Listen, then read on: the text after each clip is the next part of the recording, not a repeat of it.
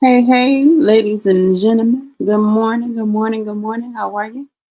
We are on our way to a wonderful weekend, I do believe. If you're in the Midwest, I think it's going to be hot, but it's still going to be wonderful. Every day that you get the opportunity to experience the day is a good day. And my brother, Pastor Demetrius, has helped me with some understanding, and I love the way that he breaks down. The scriptures talk about, all things work together for the good of them who love the Lord and are called according to his purpose. And so, whatever we encounter today, it may not be good, but it is for your good. And I count that as an absolute blessing to know. So, we are going to go ahead and get started. For some reason, this hard head is being hard headed. So, we're going to see what it does. Make sure we have sound there. So, I know that my mic is open and doing what it's supposed to do, and then we are good to go. Um, we're going to go ahead and get into our reading of Genesis 29. Father, we thank you for giving us the opportunity to open your word together again this morning. We ask that you add blessing to the reader, hearer, and doer of your word in the matchless name of Jesus. Yeshua, we pray. Thank you, Father. Amen.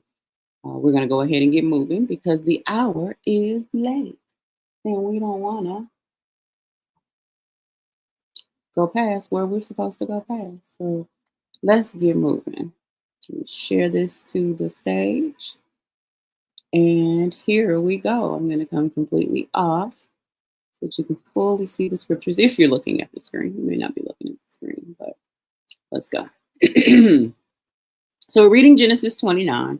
It is the telling of the marriage of Jacob, who we learned that Hebrew name a while back, Yaakov. And he is married, his wives, Leah and Rachel.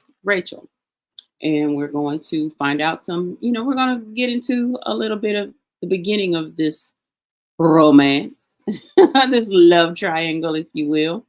And, normally on Fridays, I don't do a reading in the morning because I try to do something right before evening time. And this morning, I wanted to go ahead and get a jump because there's so much to get into here that I believe each part of this chapter deserved to be touched. And so what we're going to do is we're going to cover the marriage, the initial meeting and marriage, because that's meaty. And then in the next gathering, we will go over the children. And so that's going to cover 29 and the rest of 29 and a good part of 30. And so we're going to do that this evening if scheduling permits. But if not, we will jump into that. Maybe we'll just plan to jump into that on either Sunday night or Monday morning. We'll see. However, I feel that is appropriate, we will do. So without further ado, let's go ahead and get into this story of when Yaakov marries Leah and Rachel. And I laugh every time I think about it. I was like, those reality TV shows, Love and Hip Hop. We were looking at the Love and Hip Hop Haran version, if you will. So this morning we're going to be looking at Jacob. His name in the modern Hebrew script is Yaakov. Maybe someday we'll get into the pictograph, but for now we'll work with the script that we have. Even we'll incorporate that as we go.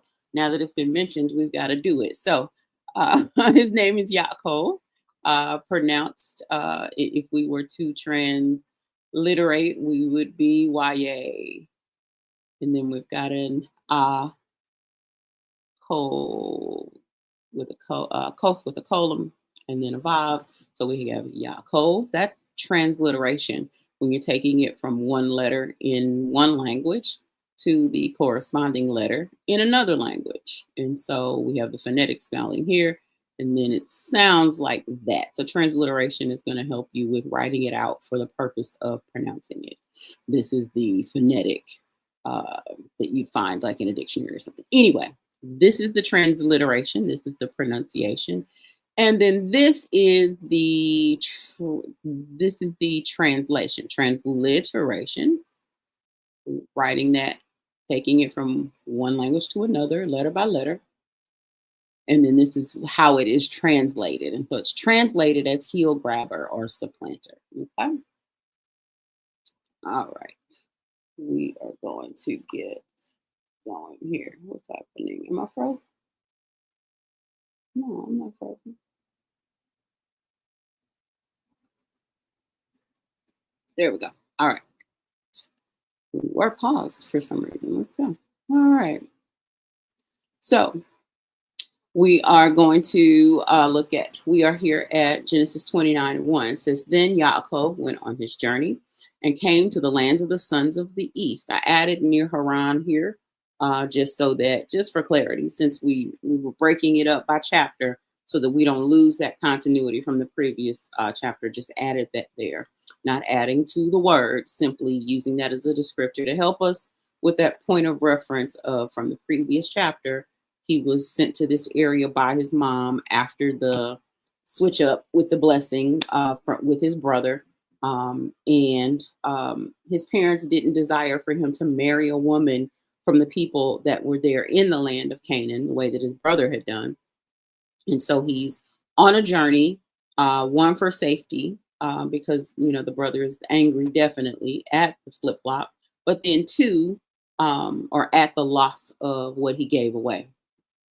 Crazy, right? But that's how people are to this day. They will not want something, but as soon as you have it, they gotta have it. And so, anyway, but we know that there was some supplanting done um, in him actually receiving the blessing from his dad. Yaakov and his mom conspire to prepare his dad a meal that he has asked Esau, the brother, to prepare so that he can receive his blessing. Well, Yaakov, with the help of his mom helps him with the cooking, of course, and helps him dress in a way so that he smells and feels like his brother. And as a result, his father, Yitzchak, Isaac, transfers the blessing to him. He gives him the blessing that he even intended to give to the older son. But it had already been spoken uh, when the babes were still in the womb that the older would serve the younger. And so they just walked out what had already been spoken. So here we go. Verse 1. Then Yaakov went on his journey, came to the land of the sons of the east near Haran. That's where they have family. He looked and saw a well in the field. What's the word that we learned for well? But air. Exactly. So he saw a well in the field, and behold, 3 flocks of sheep were lying there beside it. For from that well they watered the flocks. Now the stone on the mouth of the well was large. When all the flocks were gathered there, they would roll the stone from the mouth of the well and water the sheep and put the stone back in its place on the mouth of the well. Yaakov said to them, My brothers, where are you from? And they said, We are from Haran. He said to them, Do you know Laban, the son of Nahor? And they said, We know him. And he said to them, Is it well with him? And they said, It is well. And here is Rachel or Rachel, his daughter, coming with the sheep. He said, Behold, it is still high day. It is not time for the livestock to be gathered. Water the sheep and go pasture them. But they said, We cannot until all the flocks are gathered. And they rolled the stone from the mouth of the well. Then we water the sheep. While he was still speaking with them, Rachel came with her father's sheep, for she was a shepherdess. When Yaakov saw Rachel, the daughter of Laban, his mother's brother, and the sheep of Laban, of his mother's brother, Yaakov went up, rolled the stone from the mouth of the well, and watered the flock of Laban, his mother's brother. Then I had to pause right here. Then Yaakov kissed Nasak, Rachel, and lifted his voice and wept. I just stopped to take a just a because in this reading it it captured me that this woman who he's seeing from afar off, yes, he's expecting to see family in this area. He's hoping to see family in this area. He actually just asked these people about his family in the area. And he sees her coming. He went up, prepared for her to be able to water these sheep. And when he sees her, he kissed her. And that just seemed a bit aggressive to me. So I'm like, Father, was this kiss? And we looked at the word, nasak, and it is in fact kissed. The word means kiss or touch lightly with the lips. So I'm I'm I'm believing it's not a passionate movie romantic kiss, but it is more so that kiss of recognition because I've been looking for you. I've been hoping to encounter you. Remember, we're not dealing in times where they got GPS. We're not dealing in times where you can call ahead and let people know you're coming. We're not dealing. Okay, we don't have maps. He couldn't go in and put 2967 Haran Street and find his family, but he's gone on this journey and he has ended up right where it was that he intended to be. He knows he's in the right place because he encounters the people that he expects to encounter. And when he sees this young woman, he nasak, he kissed her. And so kiss is from a word. I won't say that it's translated as kiss. I will say kiss is so that we know that it is in fact a kiss. This kiss is from the same root as the word chazak, which is to fasten upon or to seize, to arm or to strengthen. And so to fasten himself to. So in some way or the other, we know that he's close enough to her where he is able to touch her with his lips. All right, Genesis 29, verse 12. Yaakov told Rachel that he was a relative of her father and that he was Rebekah's son, and she ran and told her father. So when Laban heard the news of Yaakov, his sister's son, he ran to meet him and embraced him and kissed him and brought him to his house. They some kissing people, huh? Then he related to Laban all these things, just a common greeting. So Laban says to him, surely you are my bone and my flesh. And he stayed with him a month. Then Laban says to Yaakov, because you are my relative, should you therefore serve me for nothing? Tell me, what shall your wages be? So clearly we see he's been here with him for a month time and he's been serving clearly. And so Laban is like, okay, you're working. Let me not work you for nothing. You're my relative. Yeah, why not pay you? So verse 16 kind of gives us a hint that yeah, you may be talking to me about money, but Lavan's got this two daughters, it says in verse 16. The name of the older was Leah. The name of the younger was, we would say Rachel in English if you're following along with learning some of the Hebrew names. With this one would be Rachel. So I laughed when I thought about it. I was like, okay, in the title I changed Jacob to Yaakov. And of course, you see that there was no changing to be done for these two names in Hebrew because they are spelled in English literally as the transliteration would have it for you writing it out for the sake of pronouncing it. So you've got L. This is an E sound. It's not an E vowel. It's an E sound. We'll get to that. An Aleph with an Ah sound. And then we've got our H here at the end. Her name is Leah. So we would pronounce it Leah in English. In the Hebrew, if you're reading the Hebrew, putting together the combination of consonants and vowel markings, we'll get to that. Not vowels, no vowel letters in the language, but they do have vowel sounds. And so these markings here give you the indication that of what those vowel sounds are going to be. And so we would have Leah. And her name means weary. She's the daughter of Laban, first wife of Yaakov, and mother of Reuben, Shimeon, Levi, Yehuda, Issachar, Zebulun, and Dinah. We would Reuben, Simeon, Levi. Levi, Judah, Issachar, Zebulun, and Dinah. And her name, make note of it, means weary. The next one is Rachel, the other daughter that was mentioned there. And we have her name transliterated R with this resh. We've got a resh, we've got a het, and you've got a lamet. And so putting that all together, we would have the R sound, we have that het sound, and we have that L sound. So we would have reading along, we would have R, A sound, He, S sound, L. So it comes out Rachel. So it sounds like Rachel. She's the daughter of Lavan as well. She is about to become a wife of Yaakov, as we'll see in this reading. Her name means you. She's the mother of Joseph and Benjamin. So giving you a little heads up there of what happens where the kids are concerned.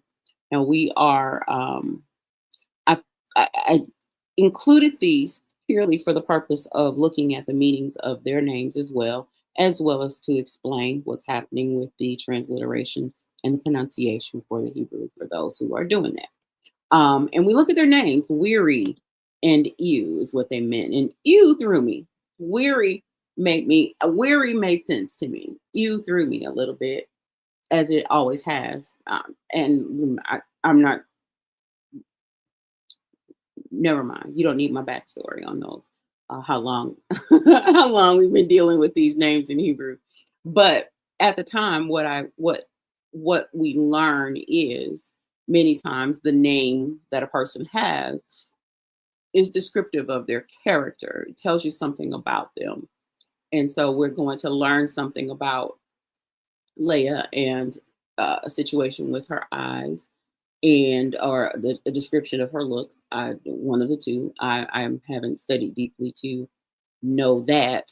Just know that it is a bit descriptive. And Rachel, whose name means you, and throughout scriptures, you is gentle and pure, and it has character. There are characteristics that would describe or help explain why she has that name.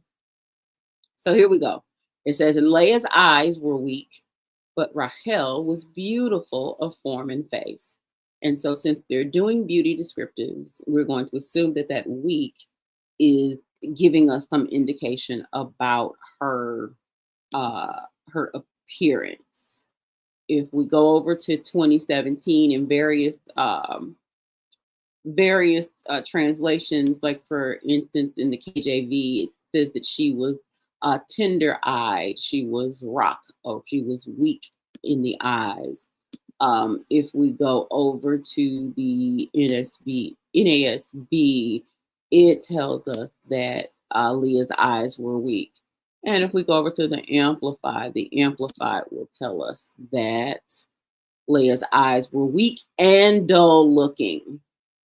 But Rachel, was beautiful and attractive, is what. So I encourage using good translations. I won't say that everyone is a good one, but those that help you with understanding. Whether you're one who goes into looking at the descriptions or looking at the Hebrew scripts, because if you do that, you definitely probably could get to those meanings just from looking at those names and their meanings in the Hebrew. Weary tells us in that eye area she's probably dull looking, or the eyes are weak, or and that's a key piece of the description for the face, the beauty of the face. Whereas ewe lambs are, they're pure and they're innocent, and but the scriptures tell us that she was beautiful of form and face. So there's a contrast there we see with these two. So now Yaakov loved Rachel. So he said, I will serve you 7 years for your younger daughter, Rachel. Lavan says, it is better that I give her to you than to give her to another man. Stay with me. So Yaakov served 7 years for Rachel, and they seemed to him but a few days because of his love for her. Then Yaakov said to Lavan, give me my wife, for my time is completed, that I may go into her. Lavan gathered all of the men of the place and made a feast. Now in the evening, he took his daughter Leah and brought her to him, and Yaakov went into her. So we see the big bait and switch here. Now, perhaps maybe he's seen these women from afar. Perhaps maybe they're not having a lot of interaction there in the household. A little weird to me that you can be confused, but we interact with one another differently in our households, but I mean, okay, either way it goes. This man ends up marrying and going into the wrong woman or a different woman than he intended. We'll see why the dad makes the move that he does.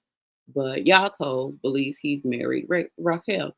So verse 24 says, Laban also gave his maid Zilpah to his daughter Leah as a maid. And Zilpah, we've just looked at her real quickly. I've heard some tell that these maids, these handmaids, were the sisters of those women. But most of what I read regarding these women indicated that Zilpah was a Syrian and that she was given by Laban to Leah as a handmaid. And so she becomes a concubine of Yaakov as well. He ends up having children with her, and he has Gad and Asher with her. And her name is Zilpah. And you'll see here, Zion Lamed, hey, hey. This gives us our Z, our L, our P, and our H. These vowel markings here give us the ill, that L with that schwa under it is going to just give you the pronunciation of that letter. It's not going to give you an actual vowel sound here. So zil, so we see the splitting of this. We're not getting into that today. Today's not that type of lesson. Trickle as in myrrh, a fragrant dropping. And we see that, of course, she's described as a Syrian who was given by Laban to Leah as her handmaid. So here we are. The big switch is about to be revealed to old boy. Verse 25 says, so it came about in the morning that behold, it was Leah. Surprise, surprise. And he said to Laban, what is this you have done to me? Was it not for Rachel that I served with you? Why then have you deceived me? But Laban said, it is not the practice in our place to marry off the younger before the firstborn. So a little trickery being paid here, because dad clearly knows all along, I have no problem with letting you marry my older daughter, my younger daughter, but you're going to take this older daughter with you. You're not going to leave this older girl here with me. You want one, you're going to get both. And a couple of handmaids on top of it. So we've already talked about Zilpah. And he says to Yaakov here, complete the week of this one, and we will give you the other also for the service which you shall serve with me for another 7 years. And so he completes the week. And what that is, in their culture, there was a week-long celebration that was a customary part of the marriage process. And it involved feasting and, of course, the initial consummation of the marriage. So verse 28 says, Yaakov did so, completed her week, and he gave him his daughter Rachel as his wife. Laban also gave his maid Bilhah to his daughter Rachel as her maid. I didn't underline Bilhah, but we are going to look at her just like everybody else's. And we'll see, we pronounce her name Bilhah in English. We've got a bet with an I sound, a lamed with just a schwa under it. And then ha, H, A sound, H. And so if we were transliterating that, we would write it out and pronounce it the same way we do in English as Bilhah. Her name means troubled.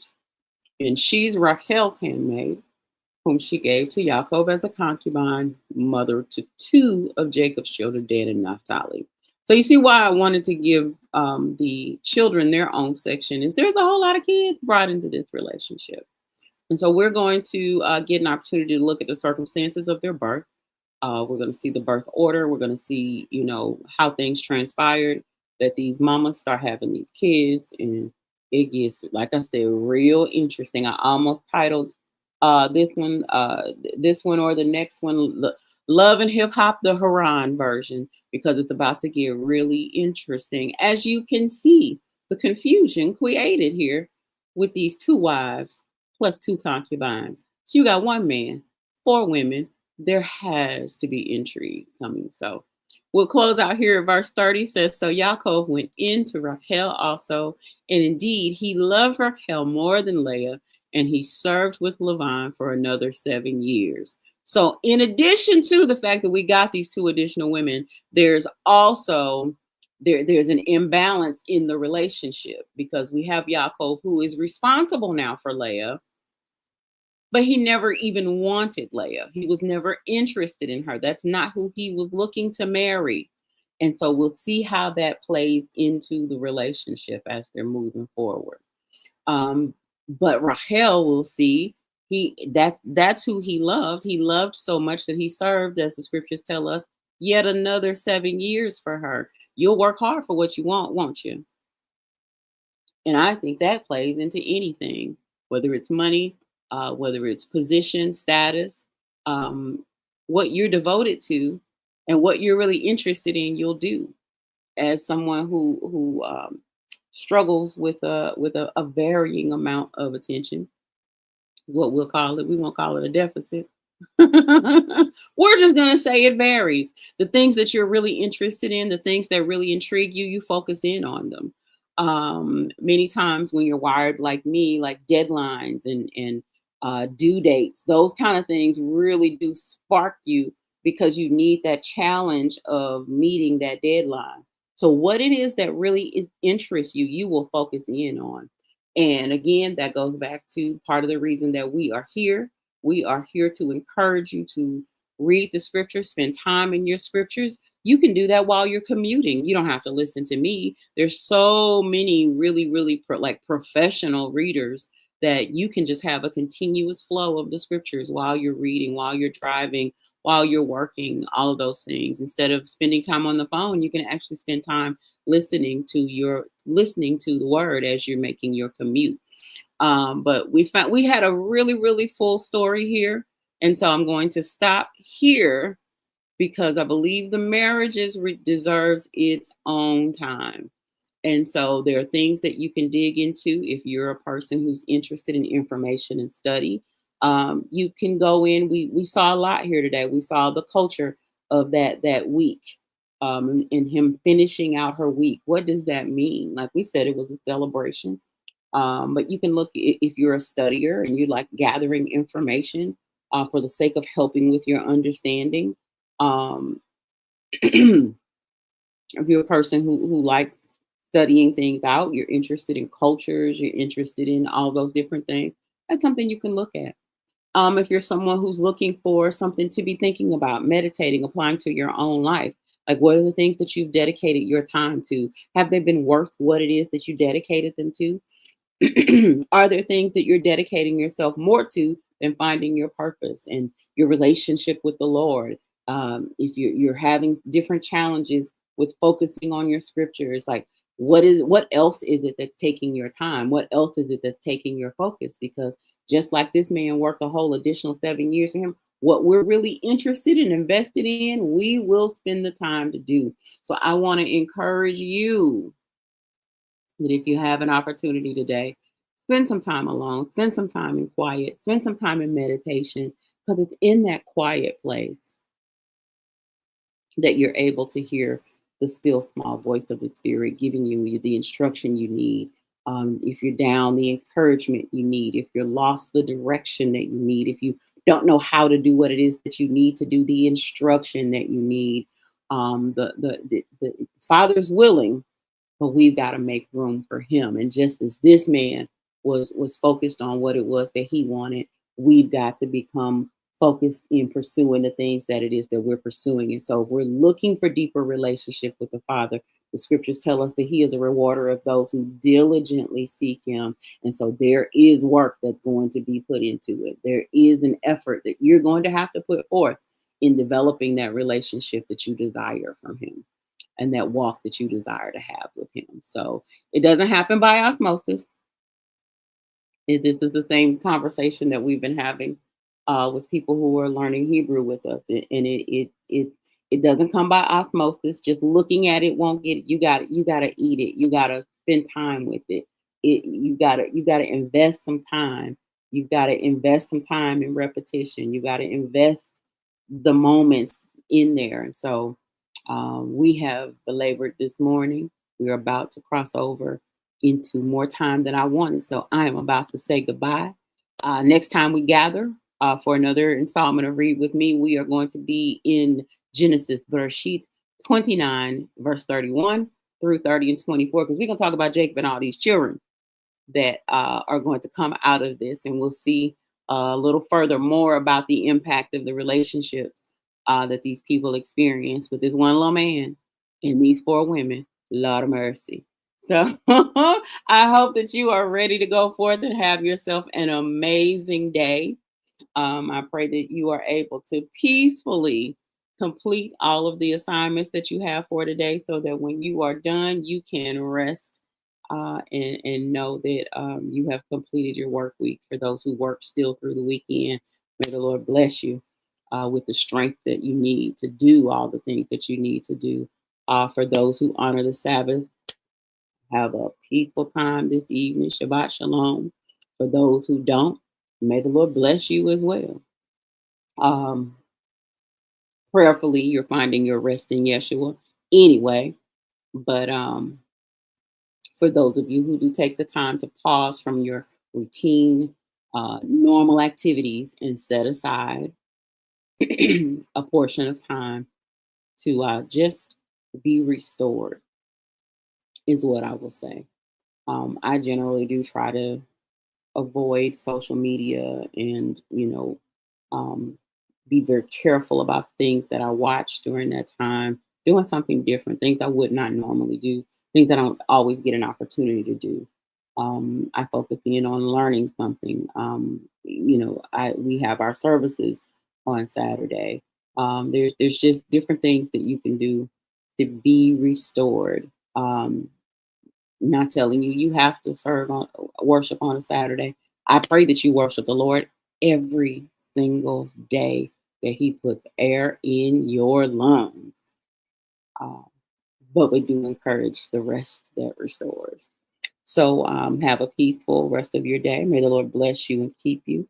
May the Lord shine his face upon you and be gracious unto you. May the Lord lift up his countenance upon you and give you his shalom, shalom, shalom, Shabbat shalom. To those again who honor the Sabbath, have a good evening. We'll be back here for Genesis 29, 31 through 30 and 24, Yaakov's children. You might want to go ahead and read ahead on that because that gets exciting. But have a good day. Talk to you later. Bye bye. Happy Friday. Bye.